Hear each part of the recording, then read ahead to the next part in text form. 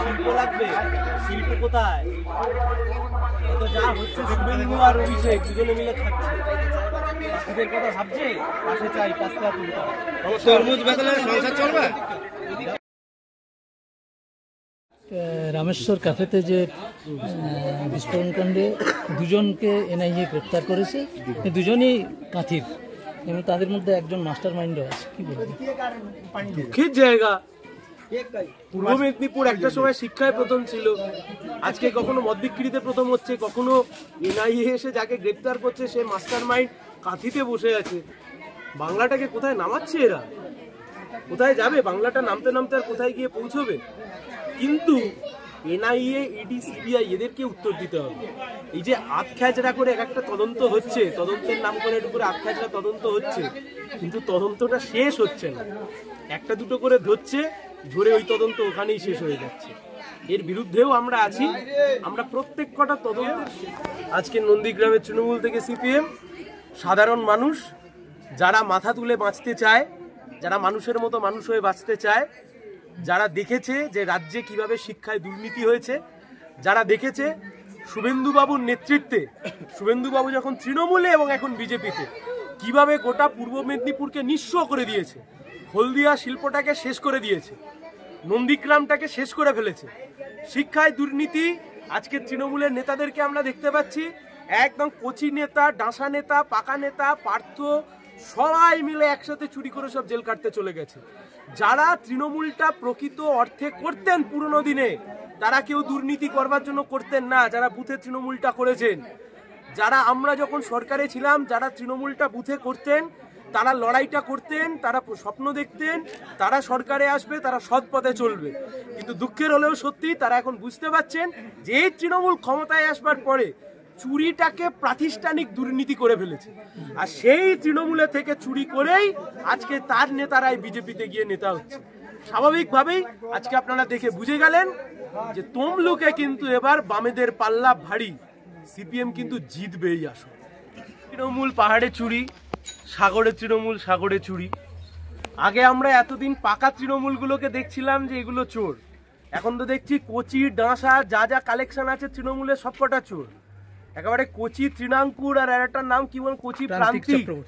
লজ্জার বিষয়, এতদিন আমরা ভাবছিলাম যে মাঝামাঝি ডাঁসা কুন্তলে হয়তো থেমেছে, এখন দেখছি একেবারে কচি তৃণমূলের কালেকশন, তৃণাঙ্কুর ভরচাজ, একেবারে ডাঁসা কুন্তল আর পাকা পার্থ, তিনজনে মিলে চুরি করেছে।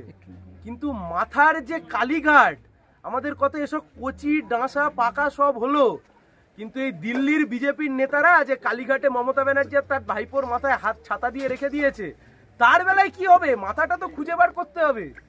শিক্ষামন্ত্রী গ্রেপ্তার হওয়ার পরে এখন এই চুনোপুটি, কচি, কাঁচা এসব ধরে কি হবে? কিন্তু পাহাড়েও যে শিক্ষক দুর্নীতি হয়েছে, পাহাড়েও তৃণমূল যে দুর্নীতিতে হাত পাকিয়েছে, তা আজকে দিনের আলোর মতো পরিষ্কার। ভোটের দিন এগিয়ে আসছে, কি বলবেন এই নিয়ে? ভোটের দিন এগিয়ে আসছে, প্রচার আমাদের বাড়ছে। যে তৃণমূল চুরি করেছে, চাকরি চুরি করেছে, কয়লা পাচার করেছে, খাদ্য কেলেঙ্কারি করেছে, এই সব কিছু নিয়ে আমরা মানুষকে বলছি। কিন্তু তার সাথে এই কথাও বলছি, নন্দীগ্রামে এই কাজ যিনি করেছেন তিনি এখন বিজেপির নেতা। পূর্ব মেদিনীপুরে যে কাজ যারা করেছে তিনি এখন বিজেপির নেতা। ফলত এই তৃণমূল বিজেপি আর ভেদাভেদ করবার জায়গাতে থাকছে না।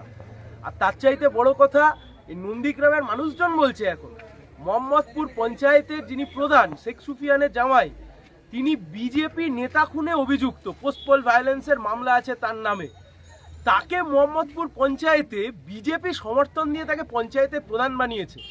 আমরা বিজেপির কর্মীদের উদ্দেশ্যে বলছি, চোখ খুলে তাকিয়ে দেখুন, শুভেন্দু বাবুরা আপনাদের জীবন নিয়ে ছেলে খেলা করে নিজেরা নেতা হচ্ছে, আর আপনাদের কর্মীদেরকে যারা খুন করছে তাদেরকেই আবার প্রধান বানাচ্ছে এই শুভেন্দু বাবুরা। এইভাবে বহু ইস্যু আছে আমার কাছে। এবারে আজকে জুম্মার দিন আমাদের বামফ্রন্ট মনোনীত সিপিআইএমের প্রার্থী এবং তরুণ তুর্কি নেতা সায়ন ব্যানার্জি আছে, বক্তব্য দেবে। তো এই দুটো তিনটে কারণ, বহু কারণ আছে। কি আপনি তৃণমূলের কোনো দলীয় পদে ছিলেন? আমি সুপারভাইজার ছিলাম এই পাতুরিয়া বুথে, কিন্তু আমার যখন ওই পার্থ চ্যাটার্জি জেলে যায় তখন আমার মনের মধ্যে প্রচুর কষ্ট হয় যে আমরা তাহলে কোথায় কোন রাজ্যে বাস করছি, যে দেশের পশ্চিমবাংলার নাম সারা ভারতবর্ষে এমনকি সারা পৃথিবীতে যে পশ্চিমবাংলায় মেধা তৈরি হয়, এখানে মেধাকে রেখে দিয়ে যারা মূর্খ সুর্খ লোক তারা মানে স্কুলে গিয়ে টিচার করছে। এই সমস্ত জিনিস আমাকে খুব মানে অন্তর থেকে খুব কষ্ট দিয়েছে। সেই কারণে আমি বলছি না, ও দল আর করা যাবে না।